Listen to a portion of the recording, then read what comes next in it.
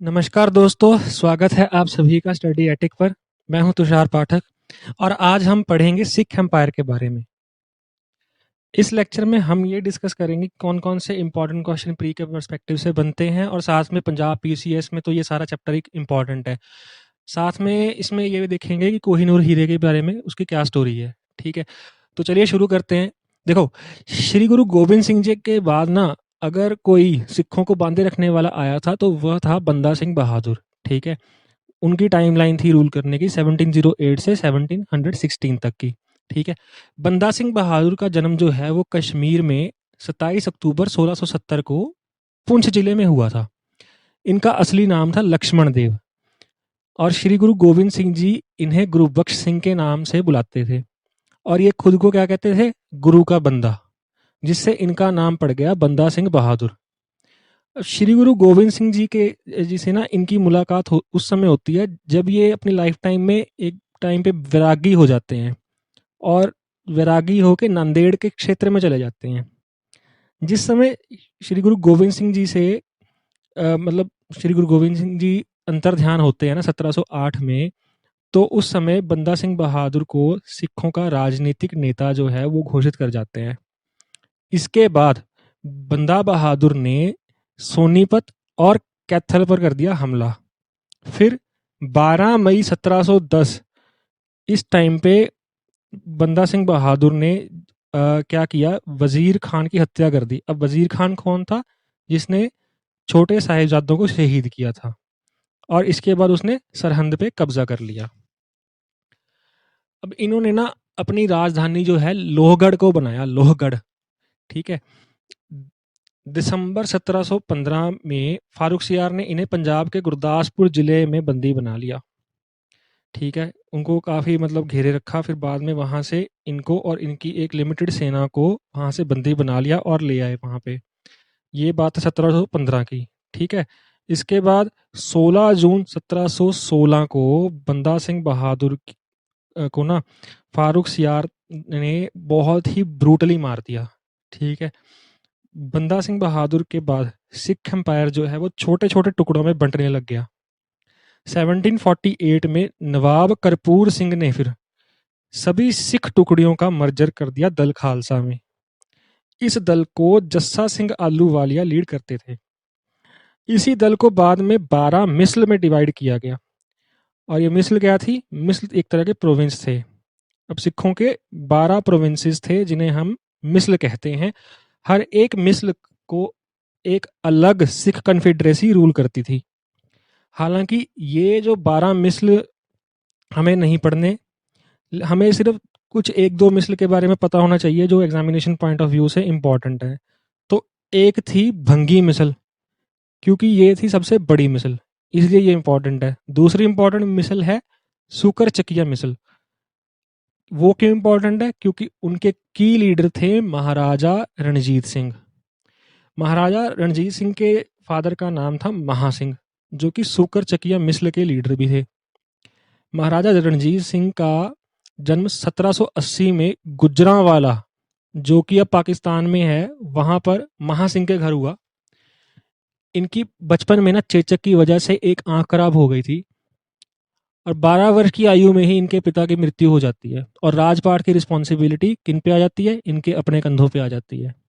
1790 में इनकी अफगानों के साथ फिर लड़ाई चलती है और अफगानों को खदेड़ देते हैं ये। उसके बाद 1798 से 99 के बीच में रणजीत सिंह लाहौर के शासक बन जाते हैं और 12 अप्रैल 1801 को इन्होंने महाराजा की उपाधि धारण करी थी। इसके बाद महाराजा की ही चलेगा ये सिख एम्पायर में। तो इनकी जो ताजपोशी है वो श्री गुरु नानक देव जी के एक वंशज द्वारा की गई थी और लाहौर को इन्होंने अपनी राजधानी बनाया। रणजीत सिंह का साम्राज्य जो है वो पेशावर, कश्मीर, मुल्तान और लाहौर के सूबों में डिवाइडेड था। अब 25 अप्रैल 1809 को रणजीत सिंह और अंग्रेजों में एक संधि हुई। ये संधि काफी इंपॉर्टेंट है from the prelims point of view. इसको कहते हैं ट्रीटी ऑफ अमृतसर, ठीक है? और इस टाइम पे जो गवर्नर जनरल थे वो थे लॉर्ड मिंटो। लेकिन ये ट्रीटी होती किसके बीच में है? ये होती है रणजीत सिंह और चार्ल्स मेटकाल्फ के बीच में। तो ये कंफ्यूज करने के लिए क्वेश्चन वो घुमा के पूछ लेंगे, तो आप सोचेंगे कि ये 1809 के आसपास की ट्रीटी है, तो इसमें तो मिंटो का नाम आएगा, लेकिन मेटकाल्फ के द्वारा की गई थी ये संधि। इसके अकॉर्डिंग सतलुज रिवर की ईस्ट साइड में इंग्लिश रूल करते रहेंगे और सिखों की तरफ एग्रेशन शो नहीं करेंगे, जबकि सतलुज की वेस्ट साइड महाराजा रणजीत सिंह के कंट्रोल में रहेगी और सिख उसके आगे आकर अंग्रेजों पर एग्रेशन नहीं शो करेंगे। तो महाराजा रणजीत सिंह को पढ़ते टाइम कोहिनूर हीरे का भी जिक्र आता है, तो इसकी स्टोरी को भी समझ लेते हैं फिर।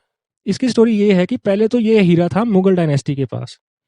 पहले हीरों का लार्जेस्ट प्रोड्यूसर जो था वो इंडिया ही होता था, जब तक 1725 में ब्राजील में डायमंड माइंस की डिस्कवरी नहीं हुई थी।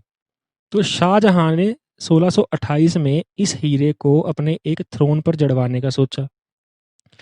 उसने तब पीकॉक थ्रोन बनवाया, जिसे बनवाने में 7 साल लगे और ताजमहल से 4 गुना ज़्यादा खर्चा आया।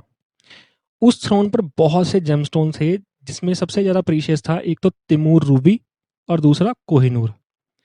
तो उस टाइम पे इंडिया एक्सट्रीमली रिच था, और जब नादिर शाह इन्वेड करते हैं ना दिल्ली पे 1739 में, तो उनकी लूट को वापस अफगान टेरिटरी ले जाने के लिए 700 हाथी, 4000 ऊंट और 12,000 घोड़े, ये सब लगे।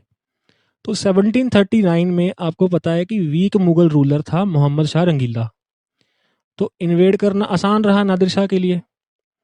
उसने कोहिनूर को थ्रोन से उतरवाकर एक आर्म बैंड पर जड़वा लिया। यही आर्म बैंड जो है वो बाद में महाराजा रणजीत सिंह पहनेंगे। जब शुजा और उसकी पत्नी वफा बेगम 1813 में ये महाराजा रणजीत सिंह को सौंप देंगे। ठीक है जी। तो महाराजा रणजीत सिंह ने जम्मू का एरिया और बैटल ऑफ पलासी के बाद जितना एरिया अहमद शाह ने सीज किया था, उस सभी को छुड़वा के उस पर कब्जा अपना कर लिया।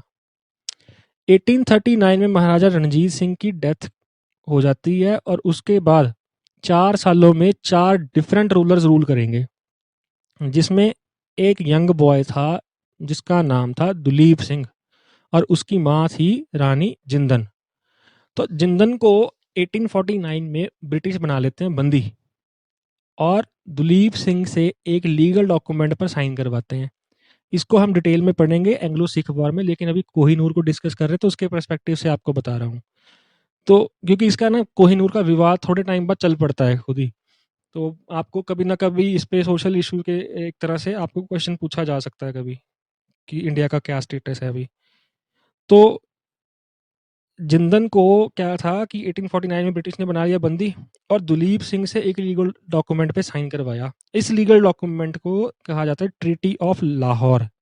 ठीक है। इसमें दुलीप सिंह अपनी सोवर्निटी और कोहिनूर को इंग्लिश को सरेंडर कर देंगे। दुलीप सिंह उस टाइम पे जस्ट 10 ईयर्स ओल्ड थे, और आप अभी हिसाब लगा लो कि कितनी ही वाजिब है ये ट्रीटी। तो वहां से वो हीरा जो है क्वीन विक्टोरिया के पास गया। इस हीरे को जब उसने पब्लिक के सामने दिखाया तो वो हीरा इतना अट्रैक्टिव नहीं था। इसके बाद उसने उसकी करवाई रीकटिंग, और ओरिजिनल साइज से 2/3 साइज का रह गया फिर हीरा। लेकिन अब हीरे की कटिंग करवाने की वजह से वो ज़्यादा चमकदार है। अब ब्रिटिश क्राउन पर कोहिनूर हीरा जो है वो माउंटेड है और एक म्यूजियम में पड़ा है। इसको ईरान, पाकिस्तान, इंडिया और अफगानिस्तान सभी क्लेम करते हैं अपने अपनी स्टोरी के साथ। सरकार ने 2016 में इंडियन सरकार ने 2016 में अपना स्टांस भी एक आरटीआई के रिस्पॉन्स में क्लियरली बताया था कि जो कोहिनूर है वो कभी गिफ्ट नहीं किया गया था ब्रिटिश को, बल्कि it was surrendered to British. ठीक है। अब ये होगी स्टोरी कोहिनूर की। इसमें आपको मैंने लेक्चर में ब्रीफ इंट्रोडक्शन एक बता दी सिख एम्पायर की। अब नेक्स्ट लेक्चर में हम पढ़ेंगे एंग्लो सिख वॉर्स को और देखेंगे कि मेंस और प्री में कैसे क्वेश्चंस आते हैं। ठीक है। और महाराजा रणजीत सिंह के बाद क्या क्या इवेंट्स हुए पंजाब में। ठीक है। That's all for this lecture. See you in the next lecture. Thank you.